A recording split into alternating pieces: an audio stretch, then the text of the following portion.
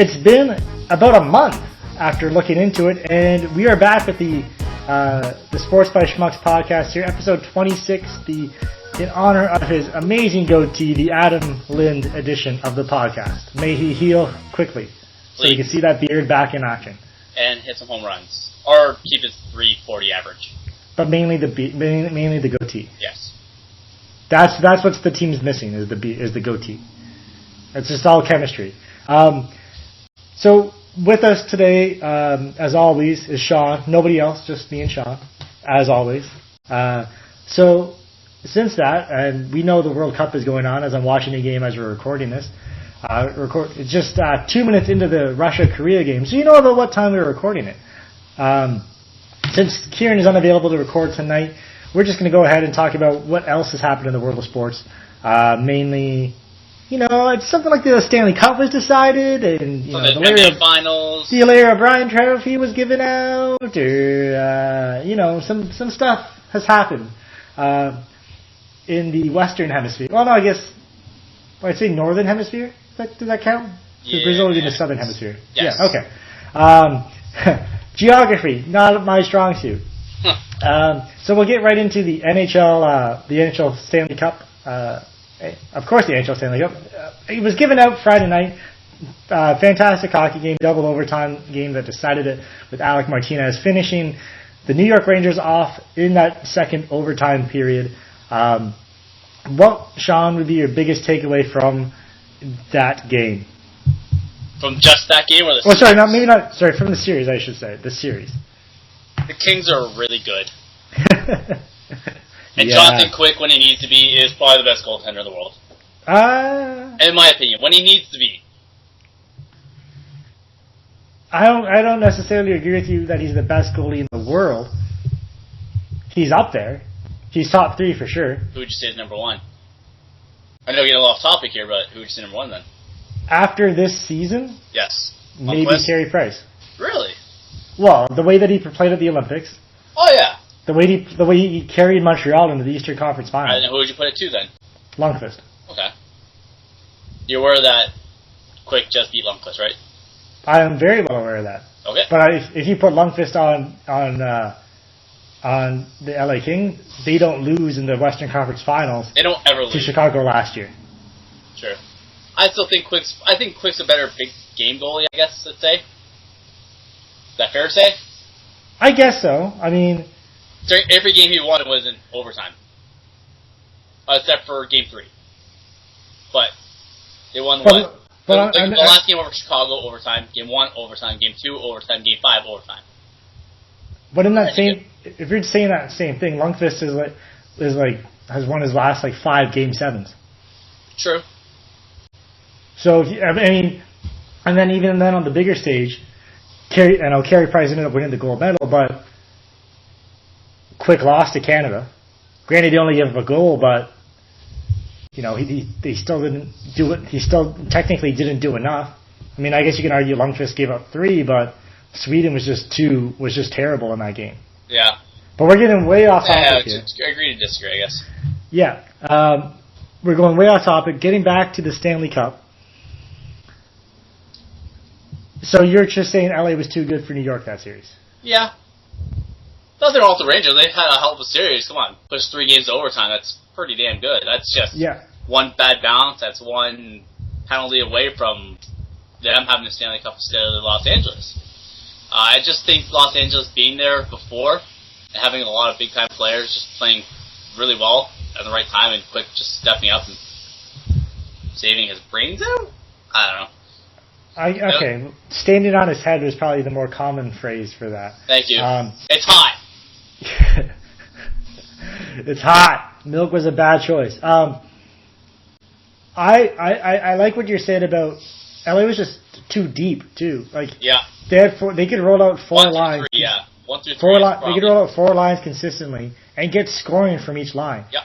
I mean, New York, St. Louis didn't have the best final. In terms of numbers, he played well, but he just didn't get the results. Yeah. Rick Nash kind of disappeared every now and then. Rick Nash in the series? Yeah, exactly. Those are supposed to be your 2 big guys. I mean, they got to the Stanley Cup without Rick Nash playing very well. Yeah. And he just didn't play well at all. I mean, when you look down that roster, you have, just off the top of my head, you got players like Mike Richards, who slowed down a bit and was kind of more of a defensive presence this series. Kopitar, Gabrick, Jeff Carter, Toffoli emerged, Tanner Pearson emerged. Stahl played great defense in the third or fourth line. Drew Doughty was probably could have been the best player in the series if not for Justin Williams. Yeah, he could probably the most consistent player over the entire playoffs, I'd say. Drew Doughty, was the most, Williams probably had the better, just because of the goals he scored and when he scored them, had the better cup final, but Doughty was probably the best player in the playoffs. Oh, 100%. I mean, with a close second, maybe Anze Kopitar. Because Kopitar was he led the playoffs in points and consistently played against the other team's top centers. Oh yeah, I can't disagree with you. I'd probably put Quick after that, and maybe Lundqvist after that. Well, I rank Lundqvist above Quick in apples and oranges. We'll use them as the number 3, 3A, and 3B. I'm just saying it's just because if the only reason that New York was in this series was because of Lundqvist. Yeah. There's a lot of games where the third period was just kind of, okay, New York fell into a shell, and LA just pounded them with shots. And Lundqvist kept them alive for the longest possible time. I mean, there's only so many shots you could face before one slips through or goes off a leg or there's a phantom goalie interference penalty that wasn't called. Are you sure? Because Elise would disagree with that. What do you mean? Well, you shoot the puck 60 times and get, you don't let in, 3 goals? That's supposedly the 6 that probably should be let up. Yeah, and Lundqvist only would give up 3 a game. That's true. It's just that the rest of the team around the Leafs suck. I mean, it's not the same. It's not the same because New York is a much better defensive team. That's true. Where Toronto likes to say they give up the poor chance shots. Yeah. They A, don't clean up the rebounds, and B, don't actually give up the bad shots. Yeah. They give up some really good shots too. Oh, we're getting a lot of topic, but we are. And I could rant about the Leafs for days, and you know that. I know. But yes, getting back to that, I guess now that we were talking about best players in the playoffs, are you fine with Justin Williams winning the Conn Smythe? Because there's some people who said, I've read that say, you know what, there could have been multiple winners of the Conn Smythe Award this year. No, I'm fine with it. You're fine with it? I'm fine with it. But that being said, I'm fine with it too. But that being said, if a name like Kopitar or Doughty was called, you're fine with that too. Either you could have gone Lundqvist, Quick, you could have gone Kopitar, you could have gone any one of the 5 guys that you just listed. I'm completely fine with. And the only way I would have given it to Lundqvist is A, if the Rangers won. Yeah. And B, if they somehow pushed it to a Game 7 based on him stealing games. Yeah. Kind of like what Jaguar did again with the Ducks, when they were still mighty against the Devils in 2003, I believe it was. That would be the only reason I see you giving it to a losing player. Yeah. Would be if Lundqvist kind of pushed it all the way. But now that we've talked, we didn't really debate there. What do you call the Kings a dynasty yet? I mean, they want. Let me make the case for it first. I'll say best team in the last probably 10 years. Okay, let me make a case. I don't know dynasty though. Let me make a case. Okay. Of course. They won the 2012 Cup. Yeah. They were in the Western Conference Finals last year. Yeah. And they've won the Cup this year. So the last 3 years, they have either won the Cup or have been within a round of winning the Cup. I mean, I'm not saying when you put it out there like that, yes. I'm not saying they're there yet. I'm saying they're close. If they win next year, which based on their roster, how they have their salary cap set up, it's very possible because there's only 4 guys not under contract. One of which is Gabrick, but I think he'll be back. I mean, I think they will try to re-sign him. If not, the money he's dropping, they could just put that towards someone else. Right, they might have to buy somebody out to keep Gabrick. But if they can do it again next year, I think if you're going to call the Patriots, I know this is again, I'm just using this as an example. I was actually thinking the Patriots when you said. If you're going to call the Patriots a dynasty winning 3 or 4, then you have to, and the league that he's in has even more parity. Yeah, no. As soon as you said that, my first thought was Patriots. So, and I consider them a dynasty. So, yeah, I guess you sway my mind there. And I feel bad for the Eastern Conference because they're screwed the next couple of years. How so? Chicago. Chicago is good, and they have a lot of their young guys locked up. LA. I mean, yeah, LA, Anaheim, Minnesota has stepped up. Yeah, Minnesota's up and coming. Colorado. I mean, that's going to be the team to look out for. They came from nowhere. Granted, who knows what's going to happen because Stastny's a free agent, and they're looking, and Riley might get a ton of money. Yeah, they got money. O'Reilly. But if they can get if Varlamov can play well in the playoffs, I mean that team should have beat Minnesota. Yeah, I can't disagree with you there. And then you got to look at St. Louis. Exactly, and I didn't even mention St. Louis there yet. I mean, granted they might take a step back because who knows who's going to be in between the pipes for them this year or next year, I should say. Yeah, because Miller's a free agent, and that kind of backfired on them. But really, there's not much you can complain about with St. Louis. They lost to Chicago in the first round. I mean, it's not like they were upset. Chicago is still one of the They made it in my opinion, the second best team in the league. Yeah. Like if they could have made that Western Conference Final the best of 15 or something for the Stanley Cup, I would have been perfectly fine. Yeah. Whoever was coming out of the East this year was not winning the Cup. Unless it was maybe Boston. But maybe Boston was the only team that probably could have won out. Maybe Pittsburgh, I doubt it. And I would say Boston just because they have a great goaltending in Rask. They have size. And they have the size. They have the size that could have competed with Los Angeles' size. Yeah. So yeah, like I said, dynasty not yet, but they're on the fringe of it. Yeah, I agree. In my opinion. So anything else now that we've wrapped up this kind of wraps up the NHL season. I guess we'll just have a podcast before the draft and free agency start. Yeah, probably something like that. Quick, I guess one question: what's your lasting memory from this NHL season?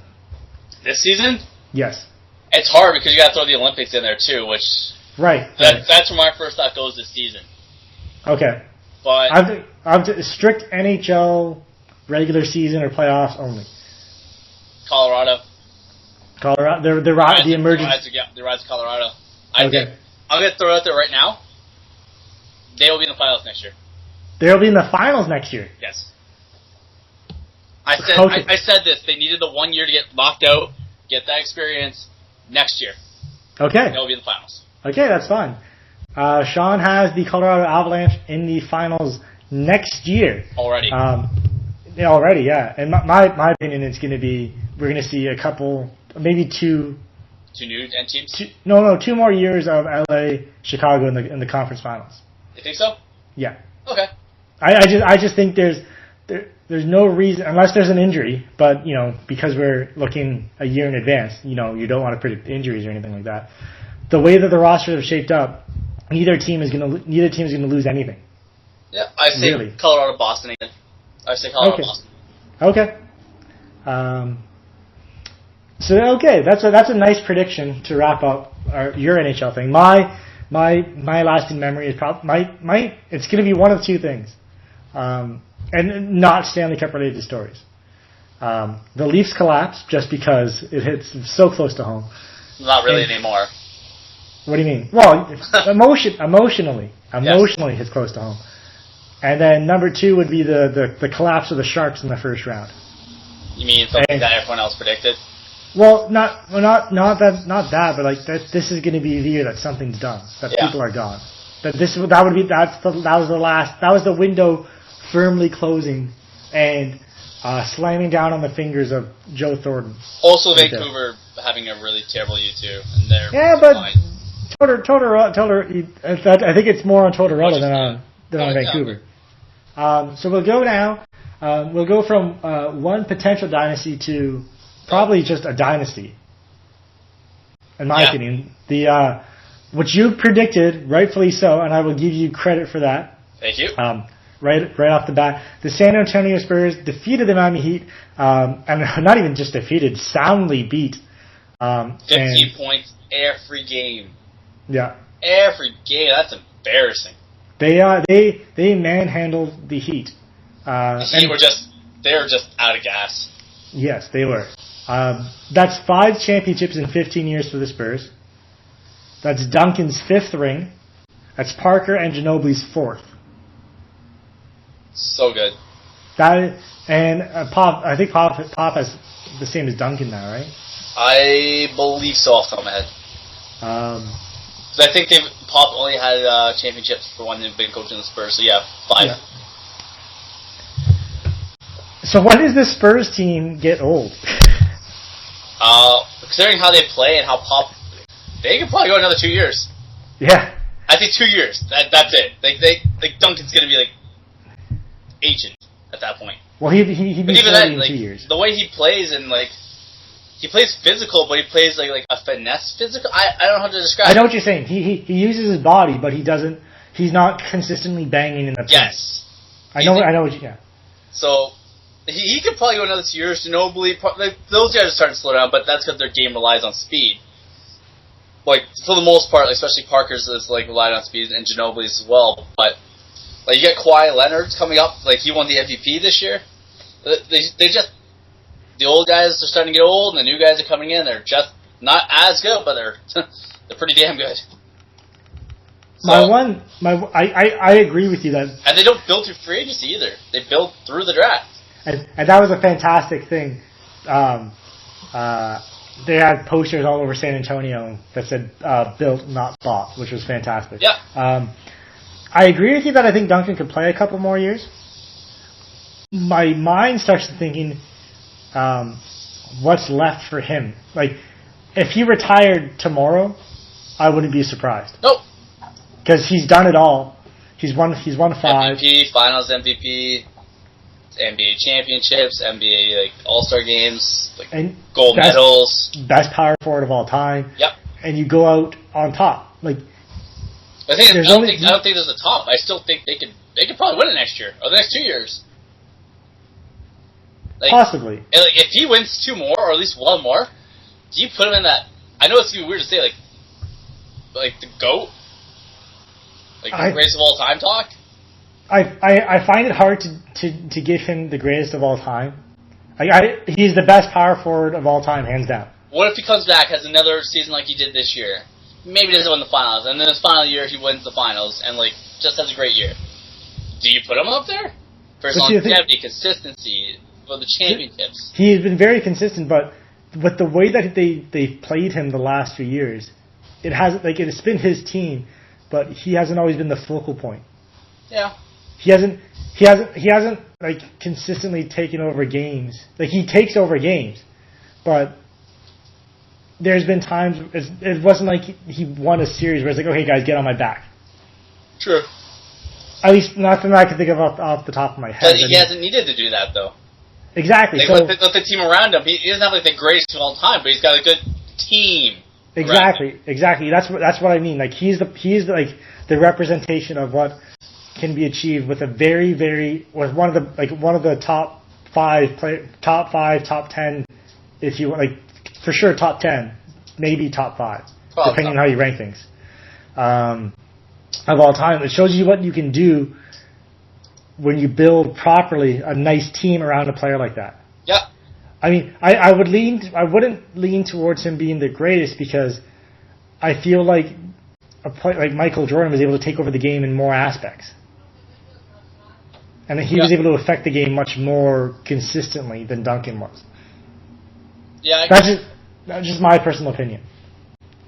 I mean, I get what you're saying, and if he gets a 6, you can start talking about it. I mean, it makes sense to start talking about it. He'd be tied with rings. I'm pretty sure they'd be up there. They'd be close to each other in MVPs. I saw a chart. I think Michael still has 2 more championships and a bunch more MVPs. Well, Mike won 6. Yeah. So he would only need 1 more. Sorry, 6. I don't know. I got 7. It's all right. So it's hard not to talk about the Spurs. Because the Spurs, because they were so good. People have been saying that Kawhi Leonard is kind of at least TSN said, which I strongly disagree with, that he was a surprise winner of the MVP. Not really. Yeah, I don't get that. Like, who would you give it to?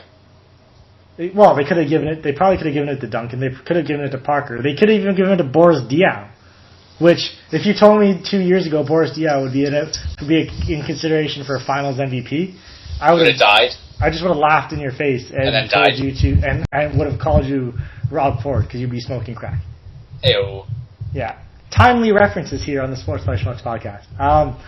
It's been a while. It's timely for us. He wasn't a surprise. He was supposed to break out this year, and he did. And he did. And he had a slower regular season, but he broke out in the playoffs, especially when he could show his defensive tenacity against players like LeBron and Dwayne Wade. Yep, that's where you got to break out though.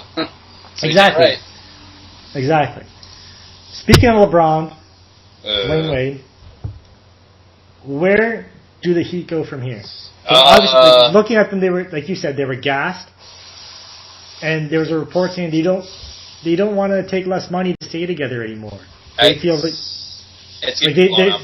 they're not going to take less money to stay under the luxury cap. Somebody's leaving. It's probably going to be Bosch, which isn't really going to affect him, but it should be Wade. Oh yeah, Wade. But Wade won't go because he is Miami. Exactly.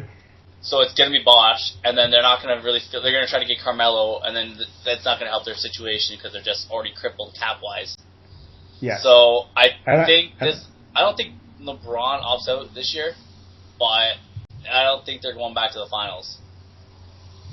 If I'm LeBron, I'm looking at the landscape. What's going on right now? I look at Kevin Love. Make a new big three. He's going to be Kevin Love, depending where he gets traded. I mean, where he gets traded is probably going to be contingent on him signing a deal. Oh yeah, it has to be. But say he goes somewhere and they can clear out cap for LeBron. I mean, if you're LeBron, why wouldn't you want to go with Kevin Love? Agreed. He's the power. He's the big guy you need. He's the big guy you need, exactly. He can stretch the floor to give LeBron space in the middle because he can shoot. Yep. And he still gets like 20 rebounds a game. It's Shaq Kobe. They don't need a dynamic trio. That's their dynamic duo. That's all. Exactly. They're great defensively. That's two of your best defensive players, two of your best shooters, two of your best defenders. Like that's it. That's Shaq Kobe from when LA's prime time. No, I completely agree with you in that sense. Well, maybe not best defensive. Different players. Well, LeBron, but Love's a good defender, but he's a much better shooter than Shaq is and stuff like that. But yeah. No, I get what you're saying, like the 1-2 punch thing, but I think LeBron goes. You think so? Yeah. I mean, where? I don't know. Honestly, I don't know, but I think this could be a year where he's just like, look, you guys aren't doing anything. We have no money to get me help. Wade has lost a step. Maybe 2. Or 5. Bosch is Bosch. Bosch has been fine. He's been consistent, which is weird because it's Kevin Bosch. Well, he was always good in Toronto, and everyone was always saying, "Oh, he's the third wheel," blah blah blah. But really, at least this year with the way Wade's playing, he's been their number 2, and he's made big shots and big plays for them. Yeah. Like at the end of game 2, he was part of 5 points for the Heat that essentially won them game 2. Their only win in the series. If LeBron goes, that team. Well, obviously that team's done. Yeah, that team's gonna. And if Wade just they blow up. Sorry, can you repeat that? You kind of cut in and out of that time. Sorry, I said if he leaves, that team's not going back to the finals for good at least 8 years. Mm. Now, there has been rumors of Carmelo. You kind of brought it up. You kind of talked about it a bit of Carmelo coming in to the Heat. A, they have no money for it. And that's so far of a luxury tax to owners. I don't give a hell. Don't give a heck at this point. The owner doesn't want to already. I know. And 2, or B, or I don't remember if I said 1 or 2, 1 or A. The second point, he's not the right fit for Miami. Nope. He's a ball hog. He's a shooter, yeah. Yep. He needs to have the ball in his hands. And when you have an offense like Miami's, when you have LeBron, and even Dwayne Wade to a lesser extent, because he still handled the ball quite a bit. Or you have Ray Allen, who likes taking shots. I don't know how long Ray Allen's going to last, though. Neither do I. I think he might be done. I think so too, but you still have that option there. Right, exactly. That's a lot of shooters on the court. Exactly. So who's going to play defense? Well, who's going to play defense? Who's going to get rebounds? Because if that's it, well, okay. He's an outside presence too. He's a stretch four now. Yeah. The way he's developed the 3-point shot, he doesn't like to body down low all the time. So if your starting your five would be LeBron. Okay, so insert point guard here. Chalmers. Oh no, Chalmers is a free agent, isn't he? Chalmers is a free agent. So whatever point guard you want. And he's not coming back cheap. Wade, LeBron, Melo, Bosh. You're not going to get any rebounds. I will say that does happen. That's the greatest front court ever. That's the greatest. That's the 2004 draft, the first 5 picks. For the first 5, yeah. That's crazy. No, wait, yeah. For the first 5. Yeah, because it was Darko was the other one. No, 3 of the first 4. Wade, I think, was later. Was he? Was he? I don't remember. You look it up while I'm talking. I'm lazy. It's a fantastic video game team. Yes. But that doesn't. You saw what happened with the Lakers. That doesn't always translate well. When you have too much, because what happened with the Lakers is you couldn't. Gasol and Howard like to occupy the same spot. Yeah. Nash is broken down. And that's what's going to happen with LeBron and Melo. They both like to do the same. Melo likes to shoot more, but they both like to do the same things. If it's the Olympics, maybe they get along because it's a short thing and it's for their country and there's no money on the line. Right. Once they're this is their livelihood, they're gonna want the shot. Melo's gonna want last shot for sure. He's not gonna want to defer to anybody. Yeah. LeBron's gonna want the last shot. Well, he should, but he doesn't always take it. He makes the best basketball play, which people don't understand. That's one of the things that people always say. Oh, LeBron doesn't want the last shot. He wants the last shot, but he's always triple teamed in the last play of the game. Yeah, I'm gonna take this wide open guy instead of the guy that's triple teamed. Yeah, I'm not. If LeBron is making the smart play, he's saying, I'm not going to give the ball. I'm not going to take a triple contested jumper when the best 3-point shooter of all time is in the corner, asking, begging, pleading for the ball. Yeah. Yeah, or even to a lesser extent, Bosh at the elbow, Bosh at the top of the key. Yeah. He can make shots. Wade can make shots still. When they triple, Chalmers can make shots. Well, he has made shots. He didn't do anything in the finals. But I honestly don't if LeBron. I don't want to say I see LeBron leaving. I know I should change. I mean I could see him leaving.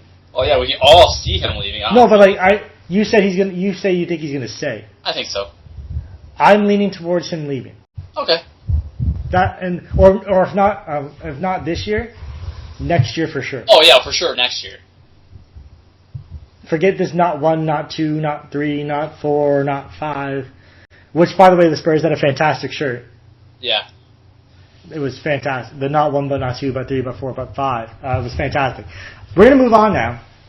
Kind of an afterthought topic, kind of like it was on the weekend. The U.S. Open was last weekend, in case you missed it, which a lot of people did, based on what I've heard from people talking about it. Did you watch any of it? I didn't even know it was on. There you go.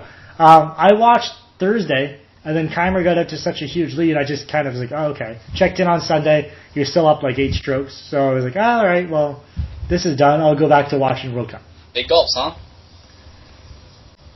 Yeah, that trip was over. I saw the first day that Martin Keimer had massive, or first 2 rounds. I saw the scores, oh, shoot, that's a pretty damn good thing. And that was the last I heard about the tournament. Now, what do you blame more for your lack of attention to the tournament? Oh, there's just too much other stuff going on. Was it okay? Well, I was going to give you options. You didn't let me finish. You interrupted. Okay, here's what I was going to say. What do you blame more for your inattentiveness to the tournament? Was it A, the other options, B, Keimer's lead, Or C, no Tiger in the field? Can I go D and had a friend in from Miami and had to spend time with him? No. Okay, then it was A. Mine was kind of a mix of A and B. Actually, mine was a mix of A, B. Yeah, I don't really care about Tiger anymore, but it was mostly a mix of A, B, and D. Yeah, yeah.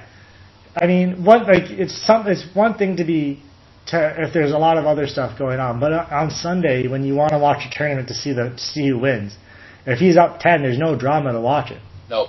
Especially what? -9 for Kamer, Compton Fowler -1, and everyone else is plus. Yeah. That doesn't scream drama. No. That screams even I wouldn't screw that lead up. What?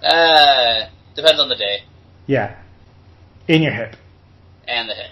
Depends on, especially after 3 days in a row, your hip might be sore the last. That's true. Plus a walk and no cart. I'd probably be at +100 at this point. But you wouldn't have to carry your bag. That's true. You have a caddy to do that. I might be okay then. So, because we didn't watch the tournament, that's all we're going to talk about the golf. Because really, the story was that it wasn't very watched. It wasn't well watched, I guess is one way to put it. I say we go wrap this up. Go with some go with some high fives and face palms, I should say. Ooh, you almost screwed up there. I guess I'll go first then. Yeah, you can go first.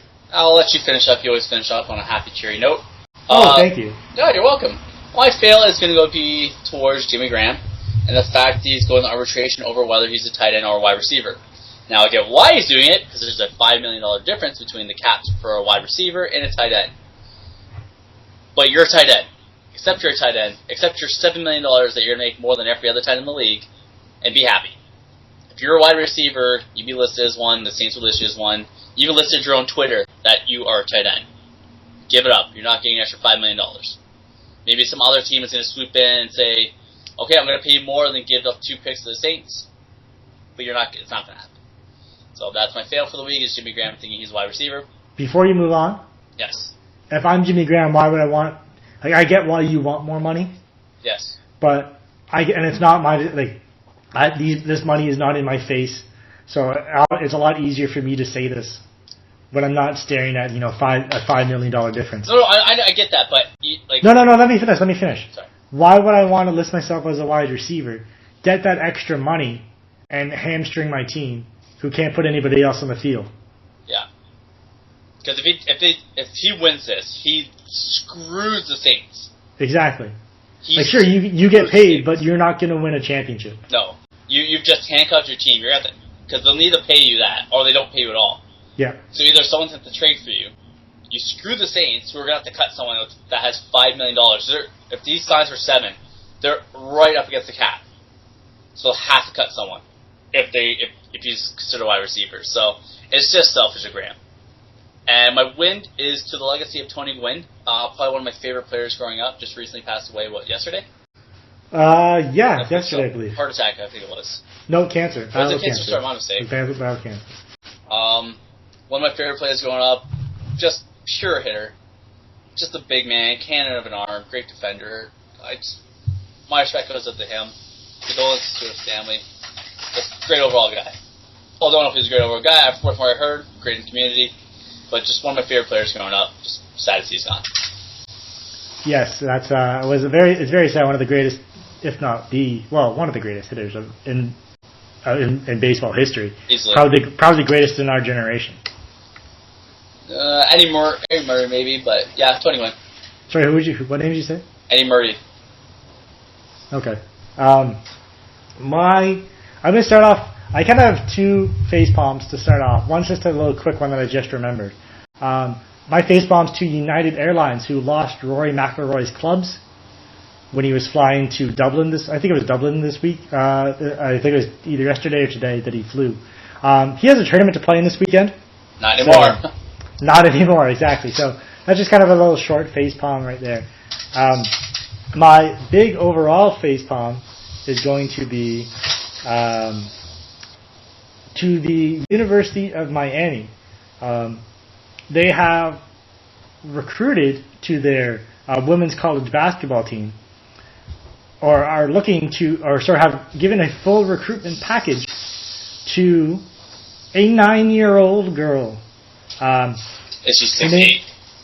Her name is Jaden Newman, and she averages just under 15 points and 7.5 assists at a high school level, apparently. So that's kind of cool. That's pretty cool. But she's 9. She has a bedtime still.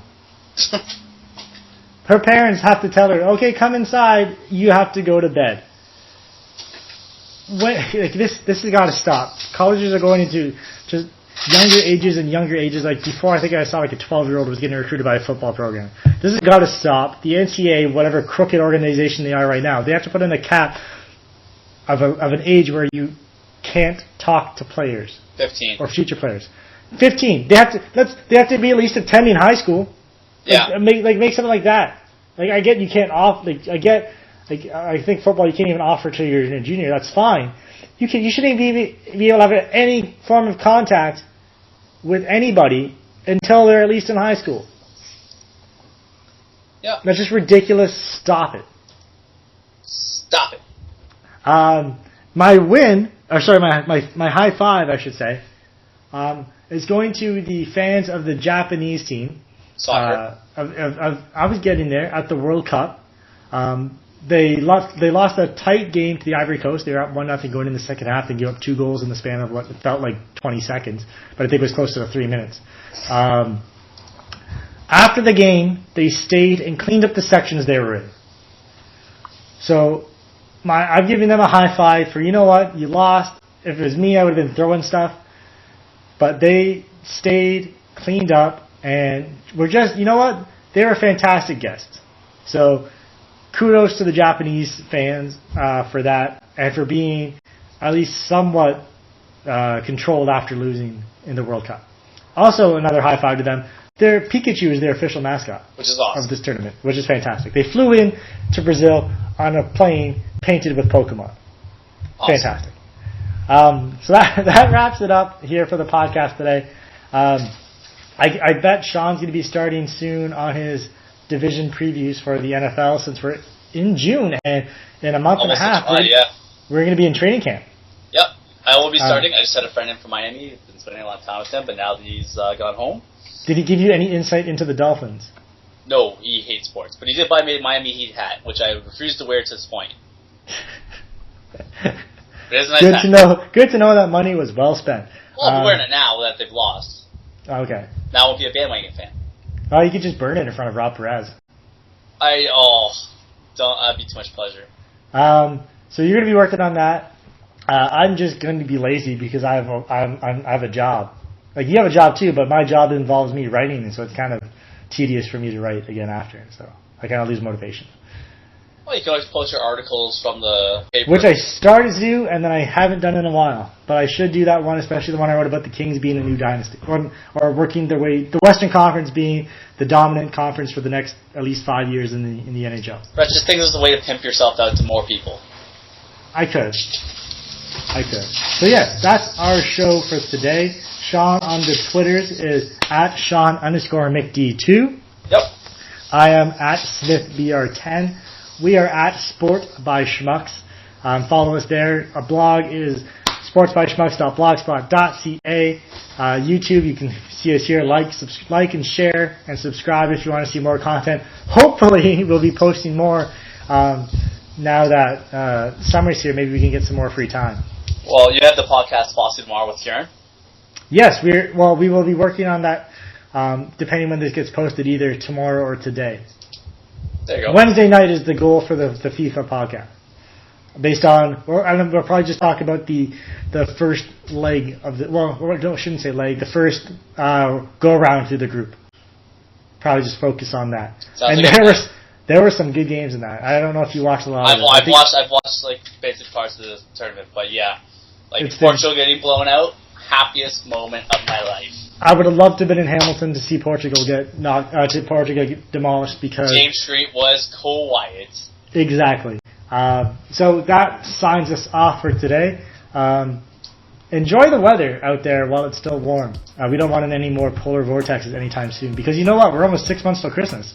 So stick that in your pipe and smoke it. See you later. Bye.